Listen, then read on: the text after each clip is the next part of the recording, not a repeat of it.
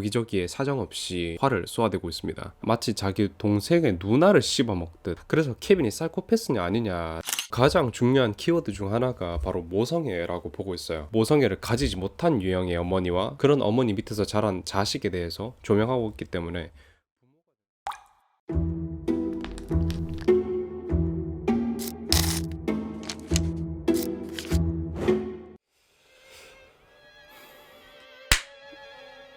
네, 안녕하세요 여러분들, 딥그릴입니다. 오늘도 같은 시간대에 비슷하게 이렇게 돌아왔죠. 잘 지내셨나요? 오늘 간만에 저녁이 아니라 밤이 아니라 이렇게 낮에 이렇게 촬영하고 있는데, 지금 오전입니다. 오전이고 오늘 일정이 있어가지고 이거 찍고 나서 또 외출을 해봐야 될 것 같아요. 오늘 영화 같은 경우에는 좀 공포적인 요소가 있는 그런 영화라기보다 사회적인 문제라든가 방향성에 대해서 고찰을 하게 만드는 그런 영화이기 때문에 낮에 촬영하게 됐고, 또 어제 좀 무리를 해가지고 피곤해서 촬영 못했어요. 밤늦게 그렇게 촬영하는 것보다 오전에 이렇게 일찍 일어나서 촬영하는 게 오히려 뇌가 더 쌩쌩하게 돌아가고 말도 더 잘 나오고 그렇더라고요. 그래서 이렇게 오랜만에 해가 떠 있을 때 찾아오게 됐습니다. 이번 주 저도 이제 에어컨 필터 청소하고 본격적으로 여름 맞이를 시작했습니다. 어제 또 자려고 하는데 모기가 언제 들어왔는지 계속 귀에서 막 불쾌하게 왱왱거리더라고요. 그냥 저 같은 경우에는 일어나서 잡기 귀찮잖아요. 그래서 그냥 한번 물고 그냥 가라 라고 해서 이렇게 팔을 내줬는데, 그 물라는 팔을 안 물고 계속 귀 쪽에서 이렇게 왱왱거리더라고요. 불 켜고 잡고 잔다고 쌩 난리 쳤습니다. 너무 열받아요. 모기가 멸종당해도 생태계에 전혀 지장을 주지 않는다고 하더라고요. 그러니까 모기가 하는 역할들을 다른 생물체들이 충분히 대체가 가능하다라는 겁니다. 그러니까 지구상에서 없어도 되는 존재다 이런 거죠. 그래서 좀 더 열받습니다. 여러분들 모기 안 들어오게 항상 방충망 조심하시고, 이번 주도 음악 하나 추천하고 넘어가야죠. 코너 속의 코너라고 생각해 주시면 좋을 것 같습니다. 스몰 뮤직 토크 이런 식으로 그 주에 노래 한 곡, 앨범 하나 뭐 이런 식으로 추천하고 넘어갈 건데, 이번 주의 음악 바로 마세고의 Mystery Lady입니다. 이 노래는 사실 전 세계적으로 굉장히 유명해요. 근데 한국에서는 뭔가 이 아티스트에 대해서 막 인기가 있는 그런 거는 아니더라고요. 그래서 주변에 이 사람 노래를 듣는 사람들이 없어가지고 좀 한국에서의 인지도가 아직은 낮은가 이런 생각을 좀 많이 하게 됐습니다. 마세고에 대해서 잠깐 이야기를 해보자면은 트랩하우스 재즈와 아프리카 음악, 거기에 자메이카 본토의 레게적인 사운드를 혼용해서 장르를 넘나드는 그런 아티스트입니다. 요새 막 조금만 잘한다 그러면은 막 그 아티스트한테 막 천재다, 뭐 세상을 바꿀 그런 천재가 나타났다 이렇게 얘기를 하잖아요. 근데 진짜 이 마세고는 천재인 것 같아요.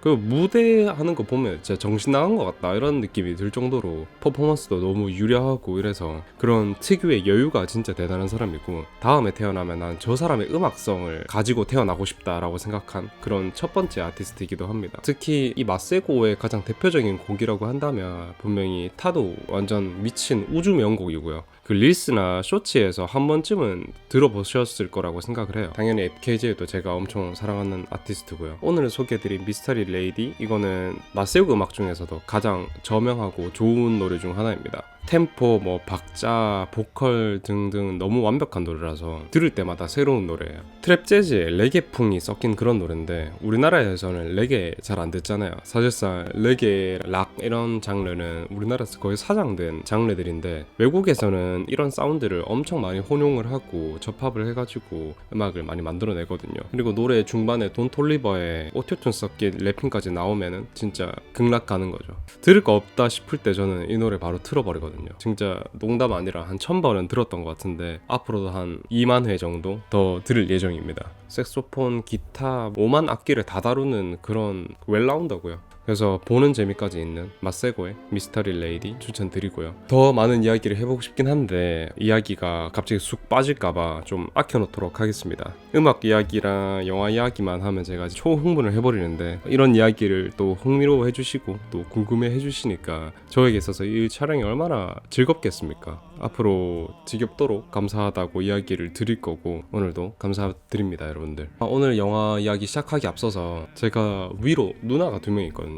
둘 다 저랑 나이 차이가 많이 나는데, 큰 누나는 지금 아들 하나를 키우고 있고, 작은 누나도 지금 만삭의 임산부거든요. 누나가 이제 배가 만삭으로 불러오고 이럴 때일수록 엄마의 케어가 많이 그립잖아요. 그래서 본가 내려와서 한 달간 큰 누나네에서 지냈어요. 작은 누나가. 작은 매형도 매주 주말 주말마다 누나 보러 지방 내려오고 그렇게 했는데, 본가 쪽으로 내려오면은 엄마의 집밥 그런 것도 그립고 하겠지만 작은 누나가 진짜 보고 싶어 했던 게 조카를 진짜 보고 싶어 했거든요. 지금 4살인데 정확하게는 3살이라고 하는 게 맞을 것 같습니다. 나이 세는 법이 개정됐잖아요. 흔히 말하는 미운 4살 그 나이쯤인 거죠. 근데 진짜 좀 착하고 예쁘고 그렇습니다. 제가 오히려 어린 조카한테 새로운 시각을 많이 배우게 된다라고 생각할 정도로 아이로부터 받는 행복감이 큰데, 누나가 내려오는 타이밍이 또 괜찮은 게 저희 큰형님이 미국으로 한 달간 출장을 가 계셨거든요. 그 틈에 누나가 큰 누나네 집에 들어가서 지내게 된 건데,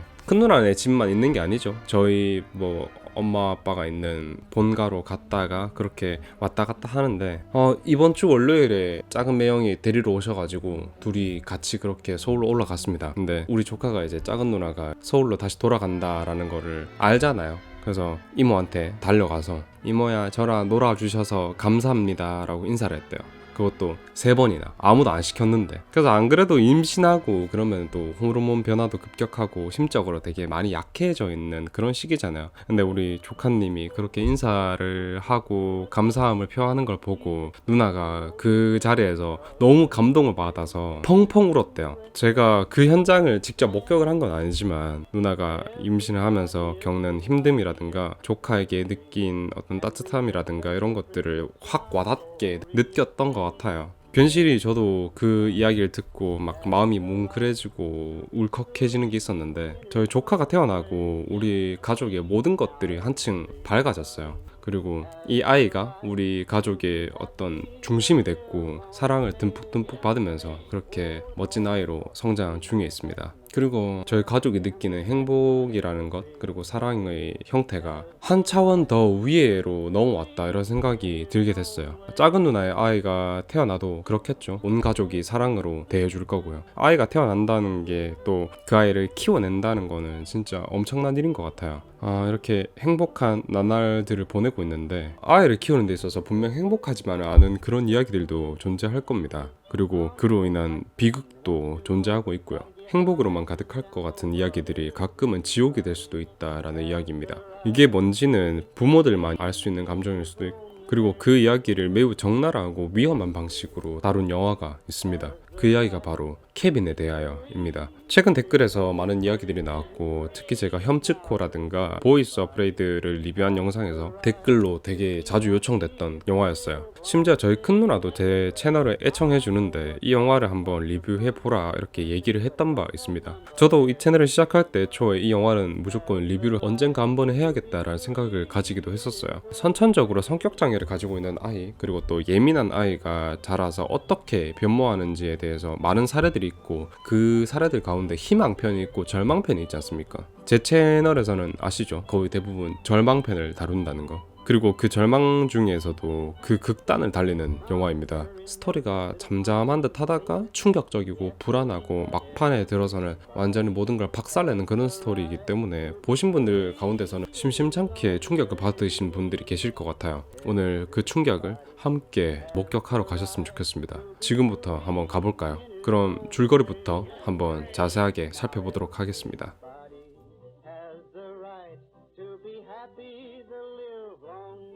영화가 시작하고 어느 테라스를 보여주고 있습니다. 산들바람에 얇은 커튼이 살포시 흔들리고 있고요. 그 창문을 향해서 카메라가 서서히 다가갑니다. 그리고 화면이 확 밝아지면서 장면이 전환돼요. 온통 사람들이 발 디딜 틈도 없이 빽빽합니다. 사람들은 매우 가벼운 옷차림을 하고 있고 마치 여름 바닷가와 같은 그런 복장인데 시뻘건 뭔가를 다들 뒤집어 쓰고 있어요. 토마토네요. 여기는 스페인 바뇰이라는 곳입니다. 그리고 토마토 축제의 현장이고요. 라 토마티나라고 하죠. 토마토 바다를 만들어서 으깨고 던져서 헤엄치고 사람들이랑 어울려서 축제를 벌이는 그런 것인데, 사람들이 너무나도 즐거워 보입니다. 다들 여기저기서 토마토를 던지고 하면서 축제를 즐기고 있어요. 그리고 이 인산인해 가운데 누군가 크라우드 서핑을 하고 있습니다. 그리고 어디선가 본 얼굴입니다. 영화의 주인공 틸다 스윈튼, 작중 이름은 에바라고 합니다. 에바는 그렇게 사람들에 둘러싸여서 자유와 행복을 만끽하고 있습니다. 그렇게 빨간 토마토 바다에 잠겨 행복하던 그때 장면이 전환이 돼요.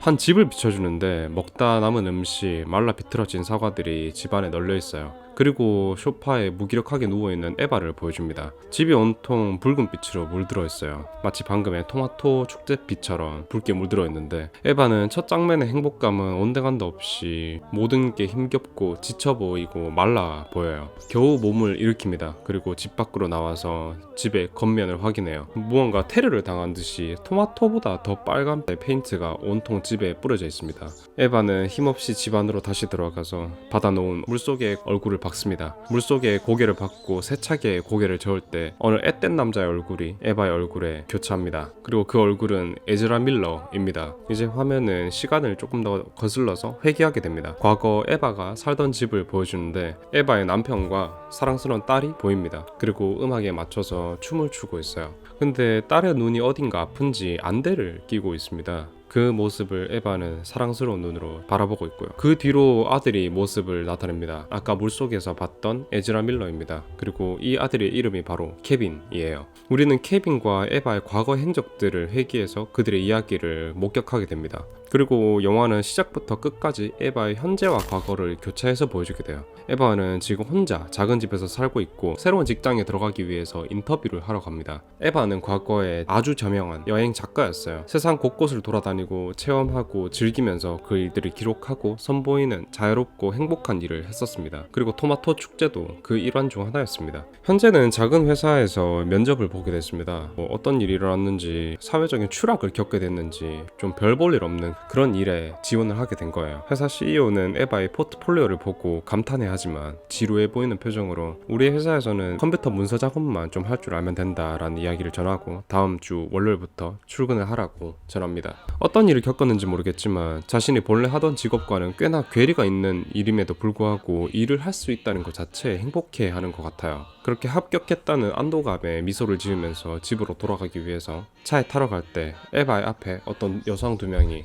등장합니다. 영문도 모른 채 두 여성은 에바에게 욕을 하면서 시비를 걸어오고 주먹으로 에바의 얼굴을 가격합니다. 그리고 이런 일은 한두 번이 아니었어요. 어째선지 에바 주변의 모든 불특정 다수의 인물들이 에바를 괴롭히고 때리고 테러를 합니다. 그럴 때마다 에바는 그냥 무기력하게 당하기만 하고 반격을 해볼 생각조차 하지 않습니다. 매우 우울한 날들을 보내고 있는 것 같아요. 이제 화면은 다시 에바의 과거를 보여줍니다. 세상을 만끽하면서 누리던 에바는 과거에 한 남자를 만나게 돼요. 그 남자의 이름은 프랭클린입니다. 너무나도 행복했던 인생 최고의 순간이었어요. 순식간에 사랑에 빠진 둘은 뜨거운 밤을 함께하게 됐습니다. 그날 밤의 결과로 에바는 임신을 하게 됐어요. 그리고 아이를 임신하면서 에바의 삶은 완전히 뒤바뀌게 됐습니다. 자유롭게 세상을 향유하던 그런 인생에서 아이를 배에 품은 그런 만삭의 엄마로, 그리고 또 임산부 센터를 다니는 그런 여성의 모습으로 완전히 뒤바뀌게 돼요. 그리고 자신의 모습에서 거대한 괴리감을 느끼고 혼란스러워하고 있습니다. 에바에게 있어서 아이를 가졌다는 벅찬 행복보다는 뭔가 침울함이 뒤덮고 있는 것 같아요.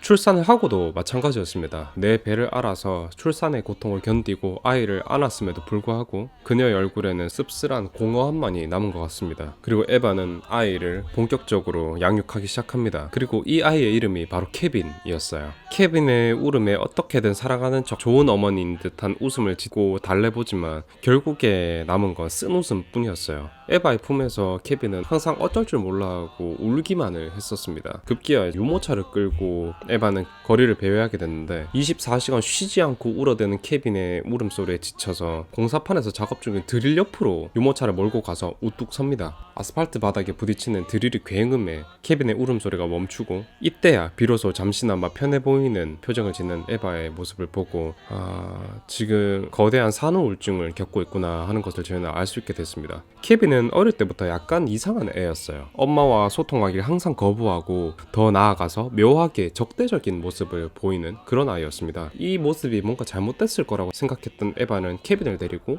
정신과의 상담을 받아보기도 하지만 글쎄요, 항상 별 문제 없다라는 이야기만 돌아올 뿐입니다. 그러거나 말거나 케빈은 어머니를 점점 배척하고 어머니가 자신에게 그리 진심이지 않다라는 것을 계속 확인하게 됩니다. 에바는 케빈의 변치 않는 태도에 순간의 울컥함을 참아내지 못하고 난 네가 태어나기 전에 더 행복했다. 눈 뜨고 일어나면 그냥 프랑스였으면 좋겠다라는 폭언까지 아이에게 터뜨려내게 돼요. 해선 안 될 말들을 폭발해내고 그 모습을 남편이 보기까지 했습니다. 이렇게 엄마와의 관계가 극에 달해가는 와중에도 케빈은 다른 사람들하고는 굉장히 잘 지내는 모습을 보이고 있습니다. 이 아이의 적대적인 태도는 에바에게만 향한 것이었어요. 케빈의 아버지이자 남편인 프랭클린과는 매우 행복하게 비디오 게임을 즐기고 마당에서 둘이 함께 공놀이를 즐기는 그런 모습에서 에바는 묘한 거리감과 씁쓸함을 느끼고 있습니다. 그리고 이런 심리적인 공허를 채우기 위해서 과거 자신이 여행 작가로 살던 당시 사용하던 지도와 사진을 자신의 방 이리저리에 붙이고 꾸며나가기 시작해요. 근데 또 케빈이 에바가 방을 꾸며나가는 모습을 보고 이유 없는 비난과 공격적인 말들을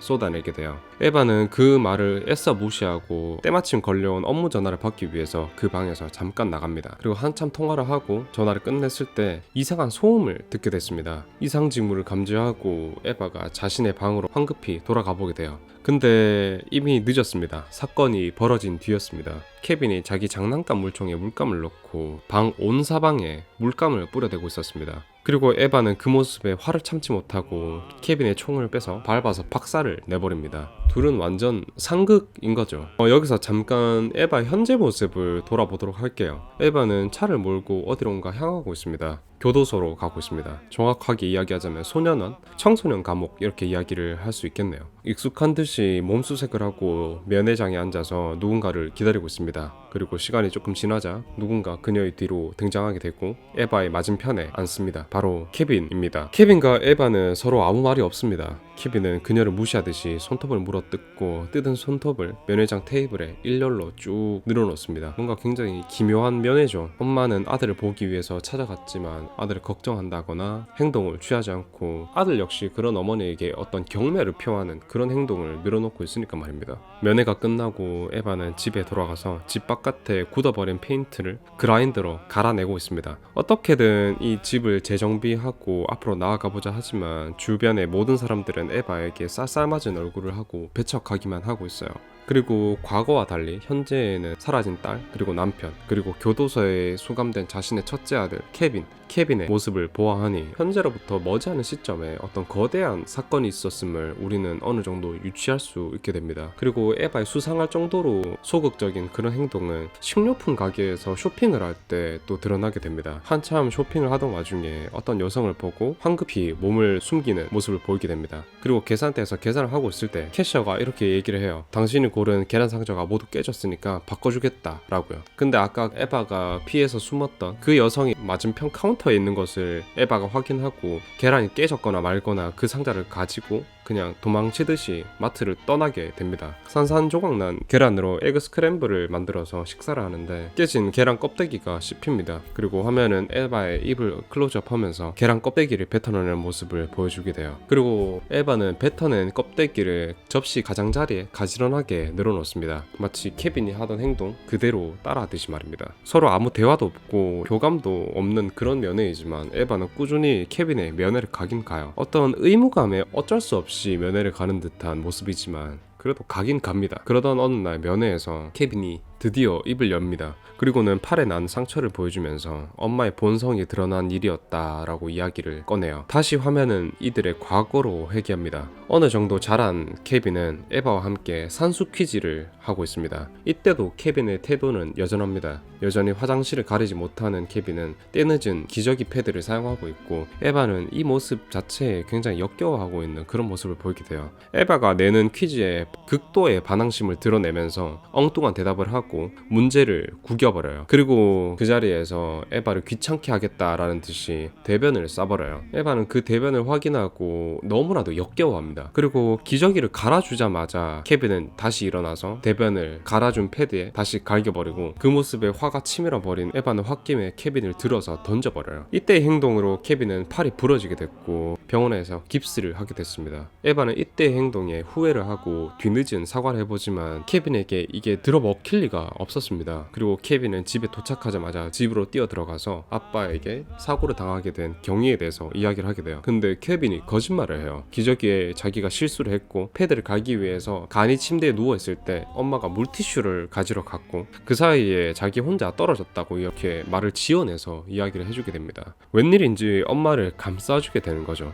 근데 에바는 이 모습에 솔직하게 있는 그대로 고백하지 못하고 그냥 이대로 사건을 묻어두기로 합니다. 근데 그날 저녁 케빈은 이때까지 혼자 하지 못했던 화장실 가기를 혼자 해내고 물까지 내리는 모습을 보이게 됩니다. 그리고 이 모습에 에바와 프랭클린은 놀라게 되는데 이제껏 혼자 화장실을 가지 못했던 것이 아니라 하기를 스스로 거부했다라는 것이 이 장면에서 드러나게 돼요. 그리고 이때를 기점으로 팔이 부러진 그 사건을 마치 무기 삼듯이 케빈은 자기가 필요할 때마다 그 흉터를 어루어만지면서 에바의 죄책감을 자극시킵니다. 에바의 입장에서 이해할 수 없는 케빈의 반항심은 계속되고 교묘하게 남의 눈을 피해가기도 합니다. 여우 같은 아들의 교묘한 모습에 점점 지쳐가는데 이 와중에 에바는 둘째를 가지게 됩니다. 동생이 생기게 된 사실을 케빈에게 전하지만 케빈의 반응은 영 쌀쌀맞고 본능적으로 거부하고 있음을 밝히게 돼요. 그리고 동생이 태어났음에도 그 태도는 여전합니다. 동생을 질투하듯이 자고 있는 동생 얼굴에 물을 뿌려대는 그런 행동을 하게 돼요. 그리고 동생이 태어난 시점부터 케빈은 이상의 행동을 하기 시작합니다. 이유 없이 쓰러져 있고 음식을 토하고 그 와중에 안 하던 행동을 하기도 합니다. 여지껏 에바에게 쌀쌀맞은 행동을 보이기만 하던 케빈은 책을 읽어주던 에바의 품에 스스로 안겨 들어가고 에바에게 어떤 애착을 보이게 돼요. 이 모습을 보고 에바는 자신의 진심이 통했다라고 생각하면서 굉장히 행복해하는데 이때 케빈에게 읽어주던 책이 바로 로빈 훗이었습니다. 에바와 케빈은 이제야 잘 지내게 된 것일까요? 그렇지도 않았습니다. 케빈은 다시 그 모습 그대로 돌아왔습니다. 여전히 에바에게는 쌀쌀맞고 아버지에게는 살가운 그런 아들이었습니다. 그리고 그때 어머니가 친절한 목소리로 읽어준 그 책의 영향인지 케빈은 로빈훗에 집착을 하게 돼요. 로빈훗과 똑같은 복장을 하고 장난감 화살을 쏘기 시작했고 비로소 청소년이 된 뒤로도 그 취미는 계속됐습니다. 근데 그 도구가 좀 달라졌네요. 실제 살상이 가능한 활을 관역에 쏴댔습니다. 그리고 케빈은 명사수였어요. 타고난 명사수 말입니다. 그리고 케빈의 삐딱한 태도는 자라서도 청소년이 됐어도 여전히 계속됐습니다. 거의 정확한 사춘기 나이를 지나면서 오히려 그런 성향들이 더 증폭이 됐다 이렇게 얘기를 할 수 있을 것 같아요. 어린 여동생을 막대하고 폭력적인 장난을 쳐대고 마치 여동생을 노예에 굴리듯이 대합니다. 글쎄요, 시간이 지났음에도 불구하고 남편인 프랭클린의 태도 역시 바뀐 게 없었습니다. 여전히 케빈과 에바의 관계를 방관하고 있었어요. 왜냐면 프랭클린 자신에게 아들인 케빈은 너무나도 살가운 아들이었으니까 말입니다. 에바는 시종일관 헷갈려요. 케빈의 태도 중에서 어떤 것이 진짜인지 알 수가 없었습니다. 과연 저와의 진심이란 건 뭘까? 이런 질문 말입니다. 에바는 딸인 실리아와 길을 걷던 와중에 케빈을 멀리서 발견하게 됐어요. 케빈은 도서관 앞에 걸린 여행 작가였던 당시에 에바의 모습이 담긴 포스터 앞에 한참 서서 그 사진을 바라보고 있었습니다. 이 아이가 마음 한켠에 있는 그 진심에는 나를 사랑하는 마음이 있는가라는 어떤 희망을 품게 된 거죠. 그렇게 에바는 집으로 돌아와서 케빈에게 조심스럽게 질문합니다. 도서관에 갔었니? 라고요. 근데 케빈은 그런 적 없다 라고 이야기를 하는데 이런 케빈에게 에바가 같이 미니 골프도 치고 저녁도 같이 먹으러 데이트를 나가자 이렇게 이야기를 합니다. 케빈은 웬일인지 흔쾌히 따라 나갑니다. 근데 이때 좀 에바가 좀 따라 나와줬으면은 좀 잘 좀 놀아주면 되는데 어떤 진짜 해야 될 숙제를 막 끊는 것처럼 미니 골프에서 케빈이 승리한 것을 보고 이제 이 지겨운 연극을 끝날 수 있게 돼서 너무 기쁘다는 듯이 깃발을 그 홀에 던져놓고 그래 네가 이겼네 하고 뒤도 돌아보지 않고 그 골프장을 떠나버려요. 그리고 때마침 소나기가 세차게 내리고 이 둘은 집에서 옷을 갈아입고 저녁을 먹으러 가기로 합니다. 에바는 집에서 환복을 하고 1층으로 내려왔어요. 그리고 케빈은 주방에 자신을 등지고 앉아있는데 자세히 보니까 케빈이 닭고기를 우적우적 씹어 먹고 있습니다. 분명히 저녁을 같이 먹으러 가자라고 이야기를 했는데 그렇게 닭고기를 먹는다는 건 사실상 당신과 저녁을 먹기 싫다라는 것이잖아요. 그리고는 그 황당해하는 에바에게 배가 고파서 성장기잖아 이렇게 이야기를 합니다. 어찌저찌 둘은 식당에 도착을 하긴 합니다만 케빈은 주문을 안 해요. 그리고 에바는 스테이크를 하나 주문을 하고 식사를 시작하게 되는데, 식사를 하는 에바의 앞에서 케빈은 식전빵에 속을 긁어내서 그 빵을 돌돌 마는 그런 이상 행동을 하기 시작해요. 에바는 이 모습을 애써 무시하면서 학교 생활은 어떤지 질문합니다. 이때 케빈은 기다렸다는 듯이 에바에게 악담을 쏟아내기 시작합니다. 이렇게 이야기를 해요. 요새 한따까리 하고 싶은 여자애는 없니? 라고 질문을 할 거고, 존나 꼰대같이 책임감에 대해서 이야기를 하고는 공감하는 척 내 어깨를 감싸 안을 거지. 그리고 끈적이는 눈빛으로 오늘 하루 즐거웠다고, 좋은 엄마인 척, 따뜻한 엄마인 척 할 거 다 안다 라고 그런 징그러운 말들을 쏟아내게 됩니다. 엄마에게 드러내는 이 적개심이 여기까지일 거라고 생각하고 지나가기만 하면 케빈이 아닙니다. 어머니에게 어떤 애정을 담은 CD인 척, 무슨 영상편지 이런 것처럼 꾸며놓은 CD에 온갖 더러운 사진과 함께 치명적인 바이러스를 심어두고 에바의 PC와 에바의 사무실 컴퓨터까지 전부 다 셧다운시키는 그런 악행을 저지릅니다. 역시나 죄책감 따위는 없어요. 장면은 약간 더 시간이 지나서 크리스마스 날을 비춰주게 됩니다. 딸은 에바의 얼굴에 끈으로 리본을 만들면서 장난을 치고 있고, 케빈은 프랭클린으로부터 최신형 활을 선물 받습니다. 케빈은 매우 만족해하고 에바는 그 모습을 보고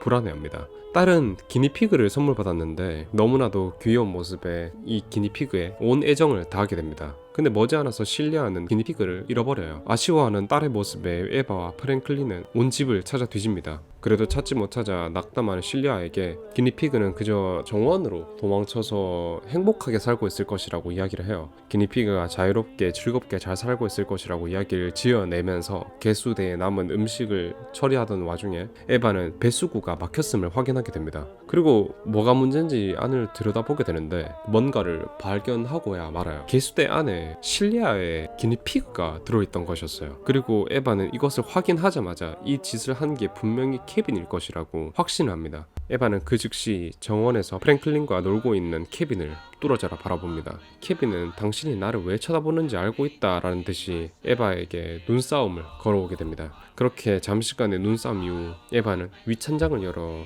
배수구 뚫는 용액을 이용해서 막힌 그 상황을 해결해요. 근데 장면이 순식간에 바뀌고 어느 병원 복도에 에바와 프랭클린이 함께 앉아 있어요. 엄청 침울해 보이는 둘인데 뭔가 사고가 일어난 것 같습니다. 대화를 들어보니까 실리아가 그 배수구 뚫는 용액에 당해서 한쪽 눈을 실명하게 된 것이었습니다. 그리고 에바는 그 용액을 사용 직후에 다시 찬장에 철저하게 넣어뒀음에도 불구하고 이 사고가 일어난 것에 대해서 의문을 표합니다. 그리고는 분명히 이 짓은 케빈이 한 짓일 거라고 확신을 해요. 프랭클린은 아들을 의심하는 에바에게 정신과라도 가보라고 이야기를 합니다. 에바는 이제 완전히 반포기 상태입니다. 딸의 눈 상처를 소독해주면서 미안하다고 하지만 돌아오는 것은 없습니다. 온갖 후회와 슬픔뿐이 남지 않았어요. 이렇게 일이 벌어진 이상 에바는 더 이상 케빈을 돌볼 수 없다라는 생각을 하게 됐어요. 결국 남편과 갈라서기로 마음을 먹습니다. 실리아는 에바와 프랭클린은 케빈과 이렇게 갈라서게 됐어요. 하지만 우연찮게 방 밖에 나와있던 케빈은 이 대화를 엿듣게 됐습니다.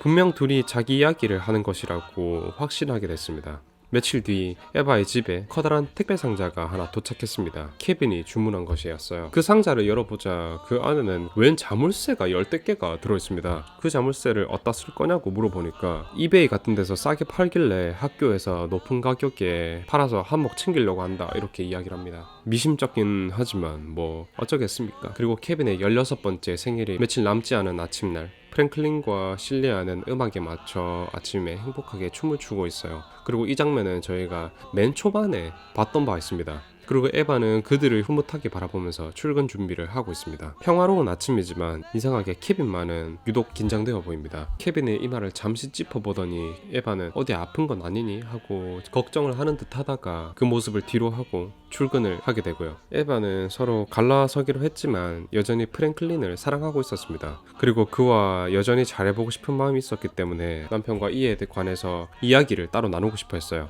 그렇게 남편에게 음성 메시지를 남기고 있을 때 직원 하나가 황급히 에바의 사무실 문을 열어 제낍니다. 그리고는 질문을 합니다. 아들이 글래드스톤 학교에 다니죠. 그리고 이제 화면은 케빈을 보여줍니다. 케빈은 학교 강당에 있습니다. 그리고 그때 잔뜩 사뒀던 자물쇠를 이용해서 강당의 모든 출입구를 걸어 잠그기 시작해요. 에바는 황급히 차를 몰고 케빈의 학교로 향하고 있습니다. 사건이 벌어진 것은 알고 있지만 케빈이 이 사건의 범인인 것은 모르기 때문에 아들에게 혹시나 무슨 일이 벌어진 건 아닐까 불안에 떨고 있습니다. 마침내 학교에 도착하고 군중 속을 비집고 들어가서 맨 앞에 겨우 서는데 이때 에바는 완전히 무너지게 돼요. 학교 강당 출입문에 왠지 모르게 익숙한 그 노란 자물쇠가 걸려있기 때문이었습니다. 구급대원과 경찰 특공대가 그라인더로 자물쇠를 끊고 안으로 진입하려 할 때 누군가 안에서 차분하게 걸어 나옵니다. 그리고 이때의 사운드가 사람들의 비명소리에서 마치 락스타를 환호하는 듯이 이질적으로 열광하는 환호성으로 바뀝니다. 천천히 걸어 나오던 그 주인공은 바로 케빈입니다. 이 끔찍한 장면에 마치 시공간이 천천히 흐르듯이 멍하게 아들을 바라보고 케빈은 순순히 바닥에 스스로 엎드리면서 체포를 당하게 됩니다. 그렇게 경찰차에 타면서도 자신의 어머니에게 시선을 고정한 채로 비릿한 웃음을 보이면서 경찰과 함께 사라지게 됩니다. 그리고 화면은 케빈이 학교에서 학살을 저지르던 당시의 모습을 보여주게 되는데 정체 모를 치어리더들의 응원 사운드를 배경음으로 여기저기에 사정없이 활을 쏘아대고 있습니다. 망연자실한 에바는 마치 괴물을 본 것처럼 멍하게 이 사건 현장을 빠져나와서 집으로 향하게 됩니다. 그렇게 집에 도착한 에바는 남편을 찾습니다. 애타게 찾아보지만 그 누구도 대답을 하지 않자 열려있는 정원 문 쪽으로 가봅니다. 불안하게도 커튼이 바람에 휘날리고 있습니다. 에바는 여기서 말 못할 충격을 또다시 받을 수밖에 없게 됐습니다. 너무나도 예쁘고 착한 딸 실리아와 남편 프랭클린이 케빈에게 화살을 맞고 눈도 감지 못한 주검이 된 채로 반기고 있었습니다. 모든 것을 잃고 저항 의지조차 없게 된 에바의 삶은 이렇게 완성된 것이었습니다. 이제 에바는 다시 케빈의 면회를 갑니다. 이제 머리까지 완전히 밀어버린 케빈은 에바를 다시금 마주해요. 이제 케빈은 나이가 18살이 됐으므로 성인 교도소로 이감되게 됩니다. 그리고 여기에 온 지 딱 2년째 되는 날이기도 합니다. 그동안 케빈에게 아무 말이 없던 에바는 오랜 시간이 지났으니 왜 그랬는지 이유를 이야기해달라고 합니다. 훗날에 대한 두려움인지 비로소 솔직해지는 것인지 어떤 짓을 했는지 자각하게 된 것인지 케빈은 솔직하게 에바에게 떨리는 눈으로 이야기를 합니다. 안다고 생각했는데 지금은 모르겠어. 말을 전하는 케빈의 눈에는 불안과 두려움이 서려 있습니다. 면회 시간이 끝나고 에바는 케빈을 마지막으로 온몸을 담아 품 안에 꼭 안아줍니다. 마지막 포옹을 마치고 초점 없이 멍한 눈을 한 채 에바는 교도소를 빠져나옵니다. 교도소 출입구에 다다라서 바깥에 빛이 확 퍼지면서 그렇게 영화는 막을 내리게 됩니다.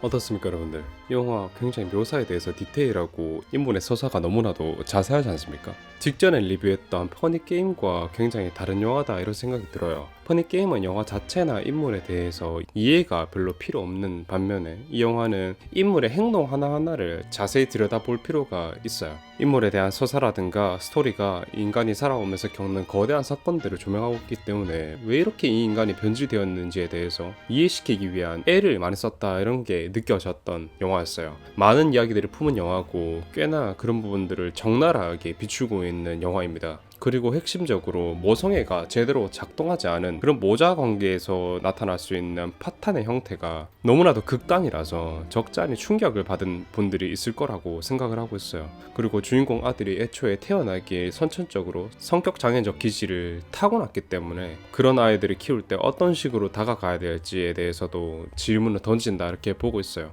여러모로 오늘 이야기해볼 거리가 많고 생각해볼 거리가 다양하기 때문에 그 이야기들에 대해서 또 가감없이 이야기해볼 생각입니다. 바로 한번 출발해보도록 하겠습니다.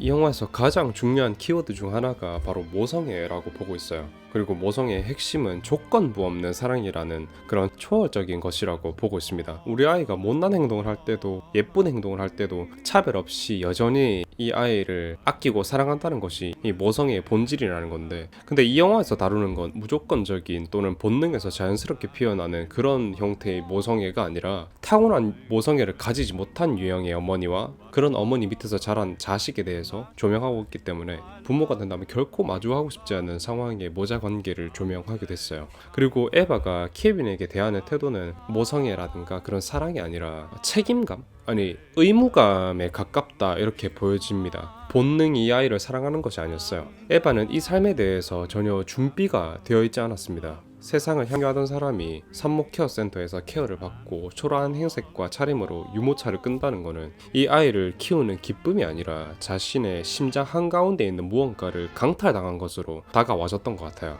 그래도 에바가 좋은 엄마가 되기 위해서 노력은 합니다. 아이가 울 때 어울리지 않게 우르르 깍꿍 해주는 모습, 아이를 안고 행복한 척이라도 해보지만 아이를 키우는 게 어렵고 낯설고 선뜻 이 아이에 대해서 애정이 잘 가지도 않아요. 쉼없이 울어대는 케빈을 데리고 다니다가 공사판 옆으로 가서 케빈의 울음소리가 이 공사판의 소음에 덮이자 비로소 숨을 쉬는 모습이 이를 반증한다, 이렇게 보고 있습니다. 에바는 영화 내내 뭔가 답답해하고 막힌 것처럼 보여요. 그리고 이 감정은 고스란히 케빈에게 쌓여갑니다. 애들도 다 알아요. 이 아이가 얼마나 어리든 이 사람이 나를 진심으로 좋아하고 사랑하는 것인지 아닌지, 그런 것들 말입니다. 그리고 이런 정서적인 교감이라는 거는 한 사람이 기억하지 못한 어린 시절부터 쌓여오는 그런 것이기 때문에 케빈이 좀 자란 시점이라고 해서 에바가 갑자기 케빈을 더 사랑해주고 그랬지는 않았을 것 같아요. 그냥 여전히 의무감으로 너를 학교에는 보내야 되니까, 너를 멀쩡한 사람 정도로는 키워내야 되니까, 이런 식으로 나는 그냥 엄마라는 본분 정도는 다 하고 있으니까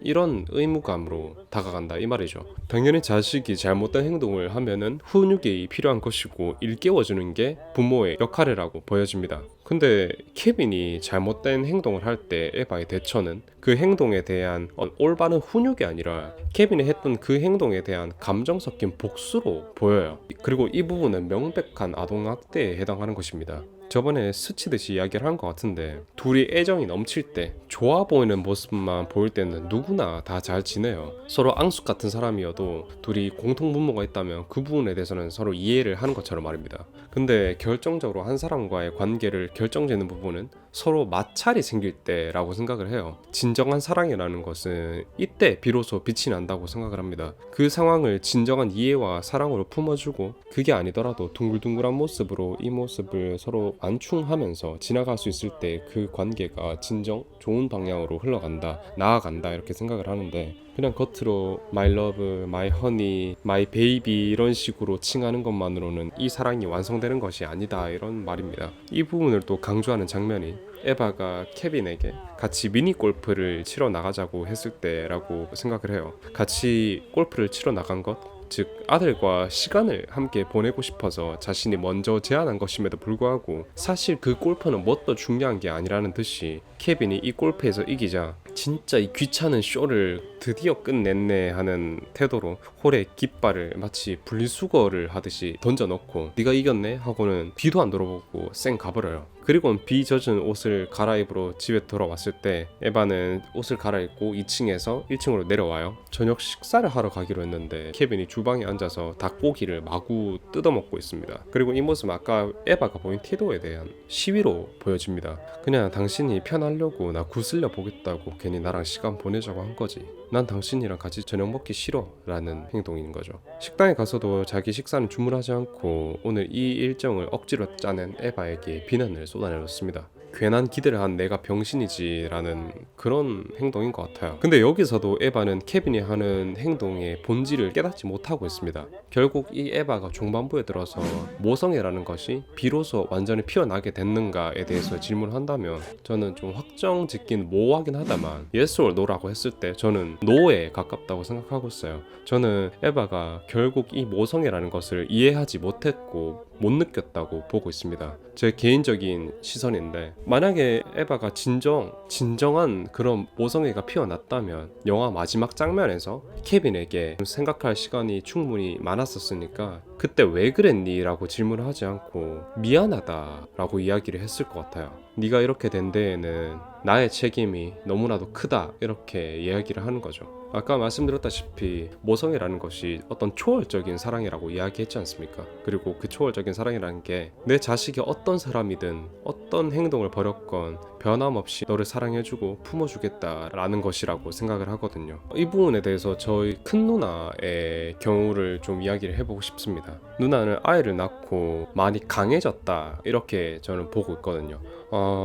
우리 조카가 태어나고 나서 어마어마한 보호 본능과 함께 이 세상에 있는 모든 우선순위가 바뀌게 되는 그런 경험을 했다, 이렇게 전하더라고요. 물론 우리 조카를 키워나가는 와중에 너무너무 힘듦이 있고 또 눈물도 한 번씩 나고 말도 통하지 않고 뭔가 소통이 제대로 되지 않을 때 복받치는 그런 슬프고 마음을 졸이는 부분들이 있었죠. 그런 힘든 와중에도 이야기하는 것이 항상 있었어요. 내 세상에서 가장 중요한 한 사람은 내 아들이다 라고 이야기하는 것이었어요.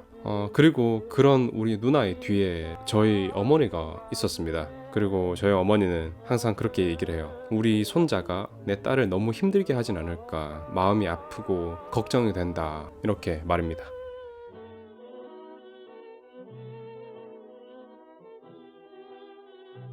지금 이 사이코패스 유형을 부르는 명칭이 반사회적 성격장애다 이렇게 얘기를 하는데, 그렇다고 해서 이제 사이코패스의 이 집합 안에 이 성격장애가 들어가 있는 것이 아니라 이 넓은 성격장애 중 하나가 사이코패스 성향이다 이렇게 얘기를 하는 거죠. 그리고 사람들이 이 영화를 볼 때 주로 또 조명하는 부분이 그래서 케빈이 사이코패스냐 아니냐라는 부분이에요. 그리고 많은 사람들이 이렇게 조명하는 부분에 대해서 그건 중요하지 않다, 케빈이 사이코패스라고 하더라도 바뀌는 거 없다 이렇게 얘기하는 사람들도 계시긴 합니다만 그건 아닌 것 같아요. 케빈이 태초에 사이코패스인지 아닌지는 꽤나 중요한 사안인 것 같긴 해요. 그리고 케빈이 타고난 사이코패스라면 이런 공격적인 성향을 가지고 있는 시작점이 다른 아이들을 대함에 있어서 어떻게 다뤄야 될지 많은 연구가 필요하고, 거기에 대해서 또 새로운 차원의 질문을 던질 수도 있다고 보기 때문에 케빈이 사이코패스인가 아닌가에 대해서는 어느 정도는 중요하다 이렇게 볼 수 있을 것 같습니다. 사이코패스적인 성향이라는 것에 대해서 이야기를 잠깐 하자면은 후천적으로 되기도 하고 선천적으로 타고난 것 때문에 되기도 한다 이렇게 이야기를 하잖아요. 그 부분에 대해서 살짝 이야기를 해보자면,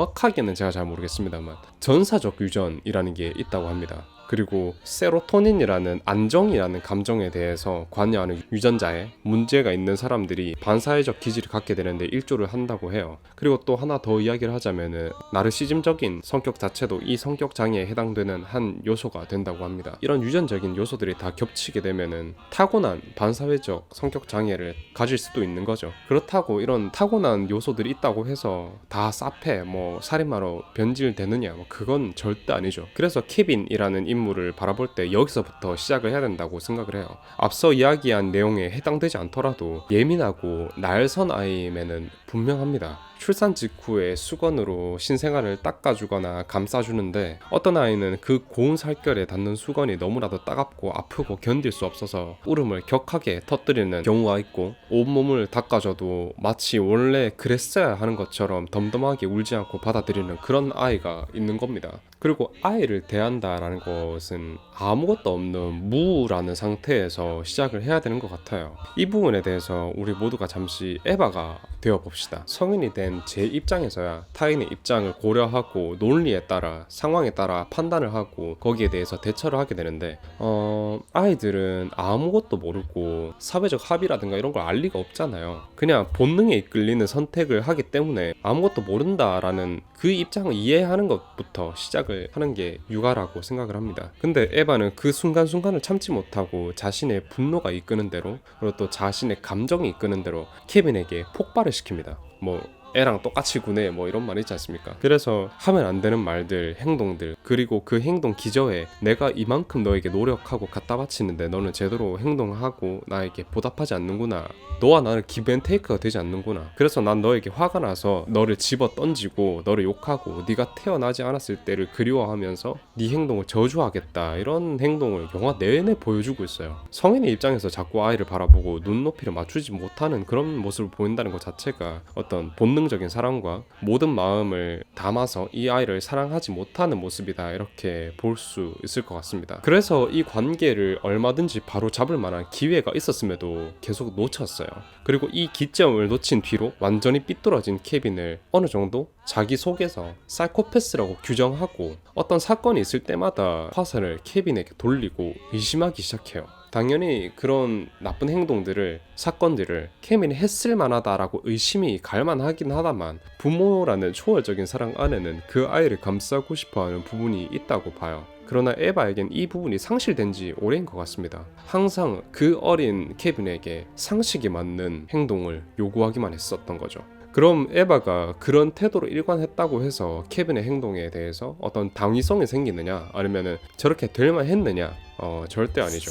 그렇게 생각하는 정도가 아니라 아닌 겁니다. 영화 내내 케빈이 실리아의 눈을 멀게 했다는 직접적인 증거는 없지만 정황상 거의 정확하다 이렇게 이야기를 할 수 있어요. 그래, 설령 아니다 쳐도 자신의 동생이 실명을 당했는데 걱정하는 태도라든가 이런 것들을 하나도 비춰주지 않고 어머니에게 도발하듯이 평소 좋아하지도 않던 리치를 마치 자기 동생의 누나를 씹어먹듯 역겨운 먹방을 선보이는 그 태도가 참아줄 만한 행동이냐? 세상 그쪽이 나도 아니죠. 부모로부터 제대로 된 사랑을 받지 못하고 자란 사람은 부모를 원망하는 쪽으로 또는 가족과 척을 지게 되는 그런 엔딩은 현실에서도 심심찮게 찾아볼 수 있습니다. 어머니에 대한 관심과 그녀로부터 멀어질 것에 대한 두려움과 광폭함을 자신을 너무나도 사랑하던 여동생과 아버지를 죽이고 불특정 다수의 같은 학교 학우들을 학살하는 엔딩으로 끝나는 거는 당연히 상식선에서 볼 것은 아니죠. 그리고 마지막에 에바가 케빈을 안아주는 모습은 모든 가족 구성원을 잃고 혼자가 돼서 어디서부터 잘못된 것일까 하는 고찰에서 자신의 모습을 되돌아본 결과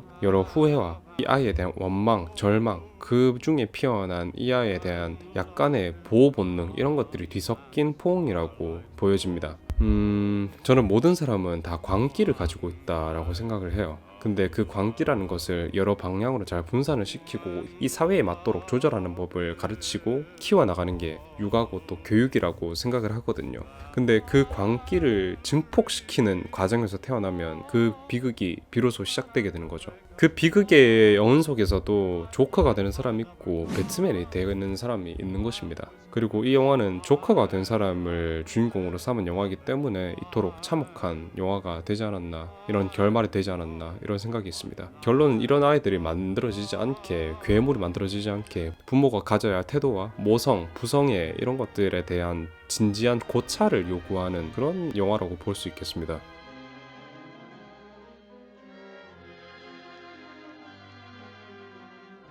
에바는 안정적인 가정과는 별로 어울리지 않는 사람인가 라는 생각을 해봤을 때 어느 정도는 그럴 수도 있고 어느 정도는 아닐 수도 있겠다 이런 생각도 하게 됐어요. 여행 작가였고 그것도 꽤나 유명하고 저명한 작가였습니다. 그리고 케빈을 가지게 됐던 경위 자체도 어떤 계획되고 준비된 것이 아니라 하룻밤에 불장난에서 우연찮게 갑작스럽게 벌어졌던 일이었어요. 그 어떠한 준비 없이 시작됐던 어머니로서의 삶을 제대로 받아들이지 못한 것 같습니다. 그리고 영화는 시종일관 현재의 삶과 찬란했던 과거 모습으로부터 끊임없이 그 괴리를 극대화시키고 있어요. 그리고 에바는 그 괴리를 직접 몸소 느끼면서 시종일관 공허해하고 있습니다. 그리고 이 괴리라는 것은 영화 오프닝에서부터 드러나요. 너무나도 즐거웠던 스페인에서의 토마토 축제에서 집에 테러 목적으로 뿌려진 빨간 페인트가 칠해져 있는 것으로 매치컷으로 이어지는 그 오프닝은 인생 최고의 추억과 인생 가장 비참한 현재의 괴리를 그냥 받고 시작하는 거다 이렇게 볼 수 있겠습니다.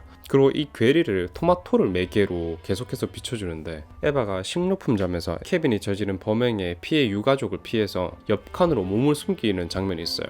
그때 에바의 뒤로 토마토 캔이 쫙 펼쳐진 것을 볼 수 있습니다. 저는 이 연출 자체가 어찌 보면 에바라는 사람에게 어머니라는 타이틀은 애초에 어울리지 않는다라는 이야기를 하고 있을지도 모르겠다 이런 생각을 했습니다. 어머니로서 삶을 살아간다라는 것 자체가 어떤 자격을 가진 사람들만이 될 수 있는 것은 아니지만 말입니다. 이런 에바의 아들로 자란 케빈은 삐딱선을 급격하게 타는 동시에 에바에게 광적으로 집착해요. 그리고 언제든지 그녀의 불안한 관심조차 완전히 끊길까봐 매우 뒤틀린 방식으로 요구하고 표출을 하게 돼요. 어머니가 낸 문제를 구겨 던지고 이상한 대답을 하고 어머니가 과거에 대한 그리움으로 꾸며놓은 방을 온통 물감을 뿌려 뒤덮어버리는 그런 행동 등으로 말입니다. 그 중에 결정적인 장면이 있는데 케빈이 화장실 가리는 게 다른 아이들보다 유난히 느렸다 이런 묘사가 있었잖아요. 그리고 어머니가 마음에 안 들 때마다 대변을 패드에 지려버리는 것으로 표출하곤 했었어요. 결국 화가 나서 에바는 케빈을 집어 던졌고 이 일로 인해서 팔이 골절당하게 돼요.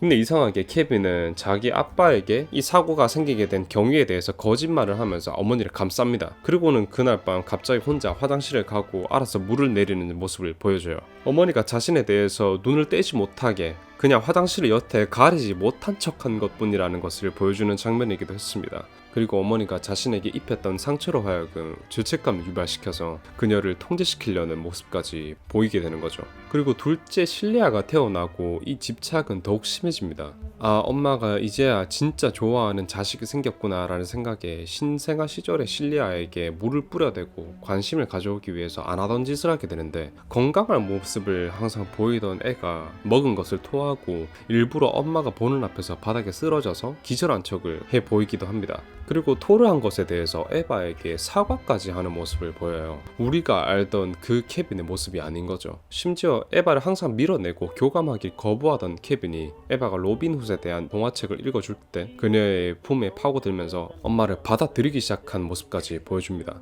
근데 거기까지였습니다. 다시 공격적인 또 날선 태도를 비추면서 적대감을 드러내기 시작했고요. 그리고 은연중에 어머니에 대한 집착을 또 보여주게 되는데, 그게 바로 활쏘기 취미였습니다. 어머니가 읽어준 로빈 훗의 영향을 받은 것이었어요. 이 위험한 애정 결핍의 집착은 결국 점차 복수로 변질되어 갔습니다. 몸은 아무리 컸어도 이 아이의 마음은 어리고 철없던 그 시절 그대로인 것을 반증하는 스키니하고 딱 달라붙는 크롭티를 입는 패션으로 케빈의 유아태행적인 면모를 비추게 됩니다. 그리고 점점 더 악독하게 행동하는 것이 어머니의 관심을 끌 수 있을 거라고 착각을 하고 그 착각을 멈추지 않아요. 그게 바로 정황상이긴 하다만 실리아의 기니피그를 죽이는 것, 그리고 실리아의 한쪽 눈을 실명하게 한 것, 이렇게 설명할 수 있겠습니다.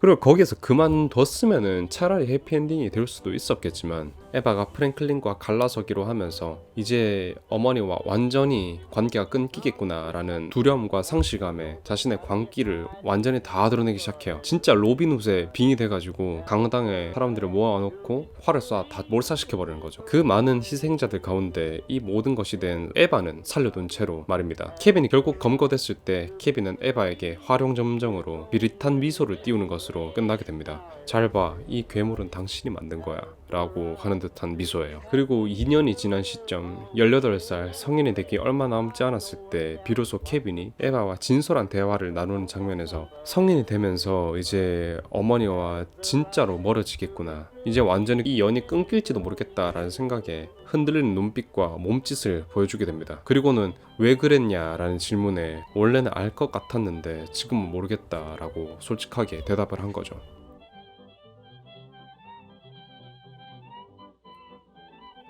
아이를 키우는 것이 얼마나 힘든 일인가에 대해서 지금의 저는 알 길이 없어요. 이해를 했다 이렇게 얘기를 할 수는 있겠죠. 근데 얼마나 겉핥기 식이겠습니까? 저희 어머니가 저를 키우면서 겪었던 일들, 그리고 우리 엄마들 역시 마치 원래 엄마로만 살아왔던 그런 사람들 같아 보이지만 아니잖아요. 아, 그냥 나였구나 라는 생각을 좀 많이 하게 됐는데, 그냥 육아 다큐 좀 보고 금쪽 같은 내 새끼 몇 화 좀 보고 나는 저런 부모 되지 말아야겠다, 나는 저런 애를 낳으면은 저렇게 이렇게 해야겠다, 난 좋은 부모가 될 수 있을 거야, 뭐 이런 식으로 다가가는 거고 오만한 태도라는 겁니다. 아이를 키워나가는 게 얼마나 힘든지 제가 요새 좀 간접적으로 조카를 보면서 체험을 하고 있긴 합니다만, 그래도 이 전반적으로 이 아이가 주는 행복감이 세상 모든 힘듦을 잊게 만드는 그런 형용하기 어려운 새로운 형태의 행복과 사랑을 느끼게 해준다는 점에서 아이를 키워낸다는 게 얼마나 고귀한 일인가라는 것에 대해서 또 깨닫는 시간이 된 것 같아요. 그리고 에바는 이 영화에서 시종일관 스스로 작아지고 그 산후 우울증으로 인해서 괴로워해요. 자기 품 안에서는 그렇게 울고 불고 난리를 치던 아이가 남편의 손에 들려있을 때는 귀신같이 잠잠해지고, 또 다른 사람들과는 너무나도 잘 지내지만 자신에게만 적대적인 모습을 보이니까 말입니다.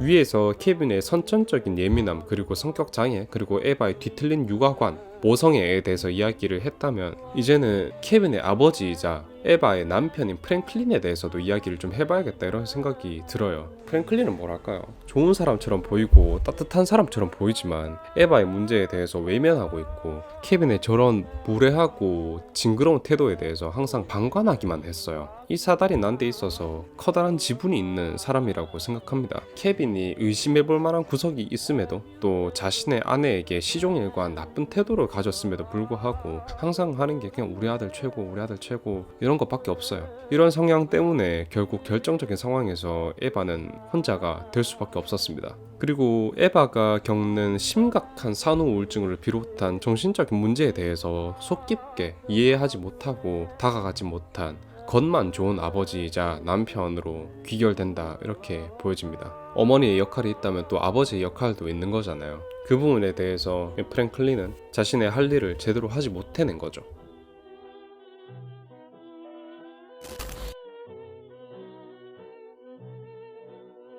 결국 돌고 돌아서 이 영화 제목에 대해서 다시 주목해 볼 필요가 있다, 이런 생각을 하게 됐어요. 우리나라 말로 번역한 게 케빈에 대하여 였지만 원제는 We need to talk about Kevin 입니다. 케빈이라는 사람에 대해서 이야기할 필요가 있겠어 라는 말로 해석이 가능한데, 개인적인 의역을 좀 더 한다면 이런 환경에 놓이게 되는 아이들에 대해서 논의가 필요하겠다라고 해석을 하게 됐어요.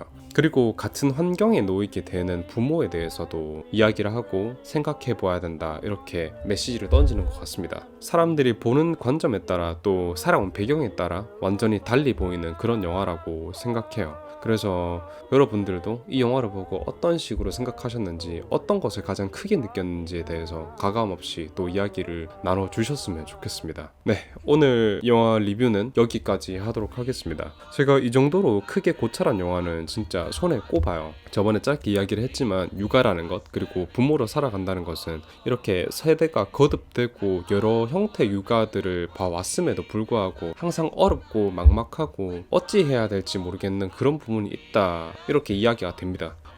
저도 언젠가는 저런 고찰을 하는 날이 오겠죠. 그냥 때 돼서 결혼하고 결혼하면 애 생기는 거지 라는 식으로 접근해서는 안 되는 것 같아요. 사람마다 다르니까 충분히 고민을 하고 진중하게 다가가야 하는 문제인 것 같습니다. 제가 요새 영화 러닝타임에 비해서 되게 좀 이야기들을 길게 하고 있는데 사실 이게 약간은 줄인 거고요.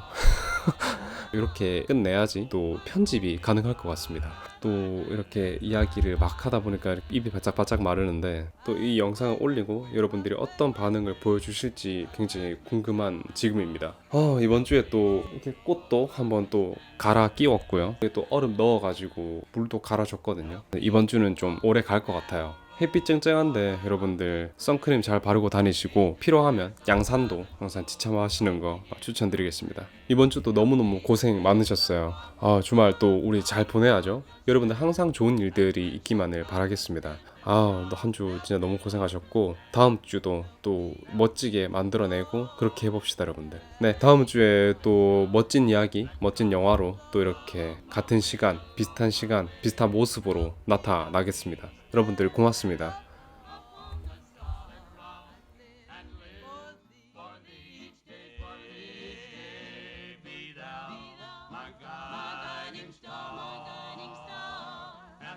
And hold me by the hand, yes, by the hand.